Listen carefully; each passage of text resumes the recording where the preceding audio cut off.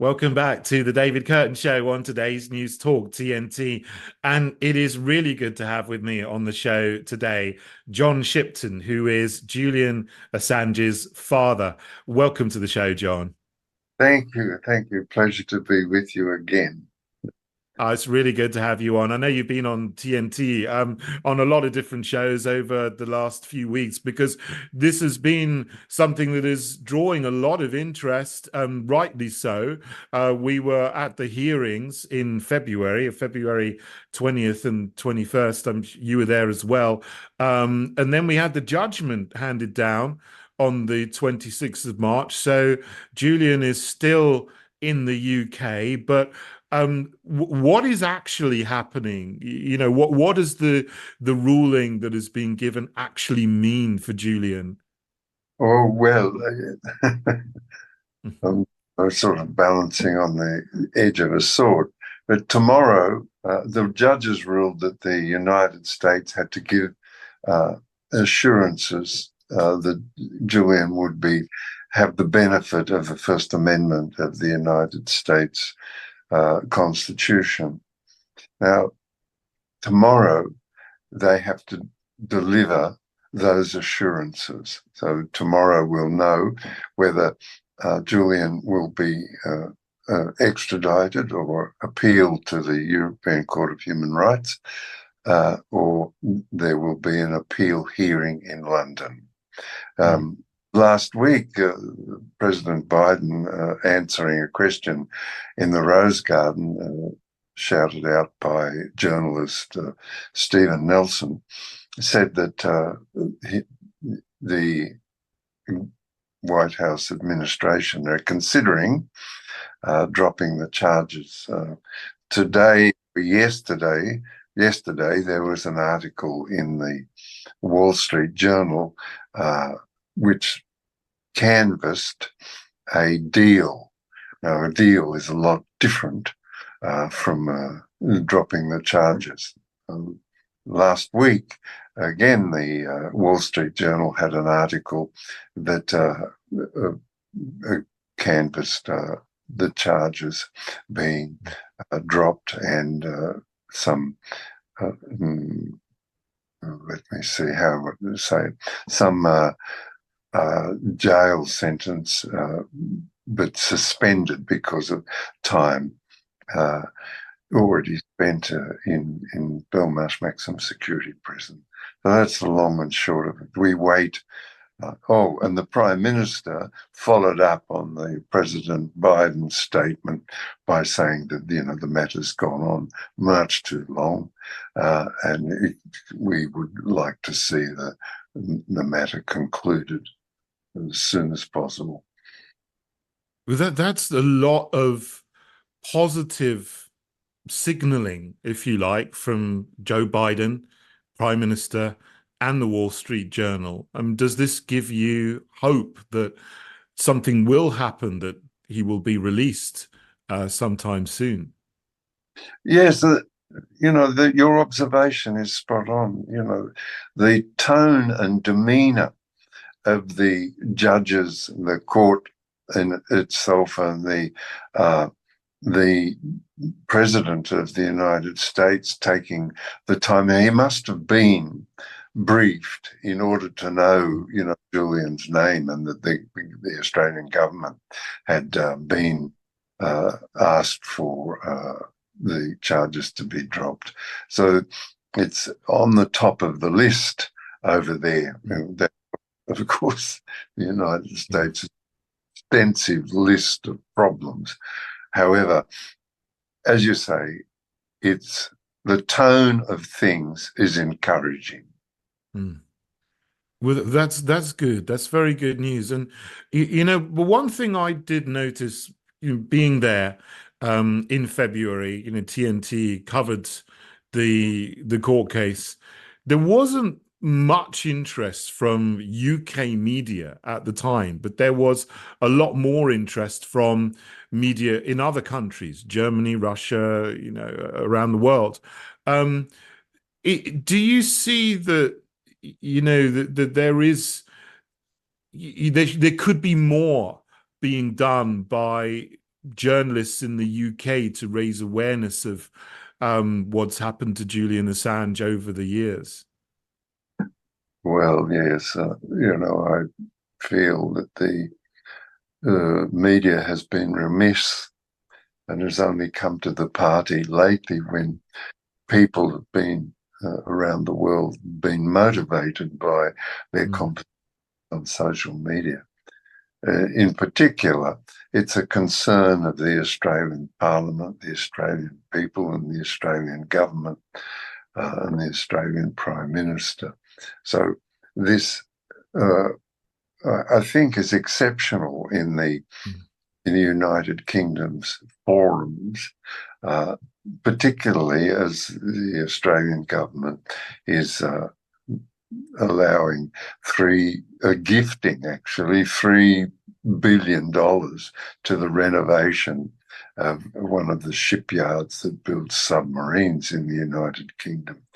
Um, mm, so you can see that there's let me see how to say it, a host of people in important positions around the world urging the United States and the United Kingdom to bring this matter to a fair conclusion in accordance with the laws that they declare they mm. follow. Absolutely. Well, stay with us, John. We're just going to have a quick news break here, but we'll be back and we'll talk more about the implications of what's happening to Julian Assange after this break. This is today's News Talk, TNT. Welcome back to the David Kurten Show on today's News Talk TNT. John Shipton, Julian Assange's father, is here with me, and I'm very grateful that you've joined me on the show to talk about what's happening with Julian. Last week, he passed 5 years being in Belmarsh prison, which is horrendous, given that he hasn't committed any crime, and everyone can see that. But how is he doing, having been there for 5 years?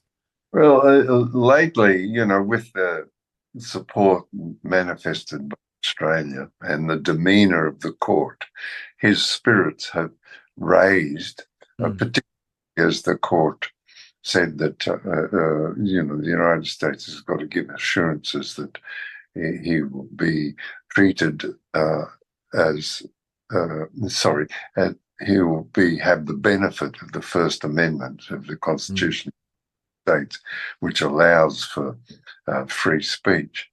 So his, spirit is raised. mm. However, it's getting close now to, being the likelihood of being extradited. So that's, a bit distressing.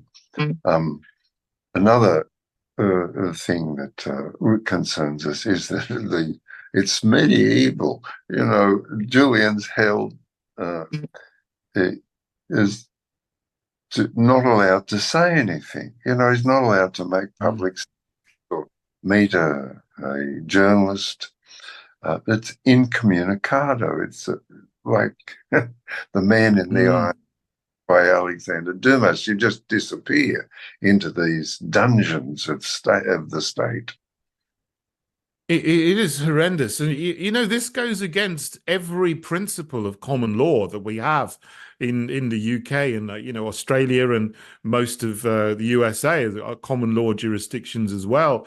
No one should be uh, held for this long without a proper charge being made. And even the extradition treaty between the US and the UK says that a person should not be extradited if they are a political prisoner for political reasons. And this clearly is a political case that they want him for embarrassing wrong people who have done wrong, clearly wrongdoers in the American administration, the US administration, US military. And this is not anything, against him doing anything wrong. This is just clearly, to my mind, revenge for someone who was embarrassed people who should be embarrassed, and actually the people who have done the things that he's exposed are the ones that should be in jail for murdering innocent civilians and ordering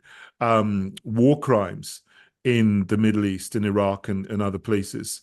So, you know, I think there's a growing awareness of this around the world. I mean, do you see that there are more and more people taking an interest in this around the world? And will we get to, you know, a critical mass where the people, you know, the UK and US administrations will have to release him?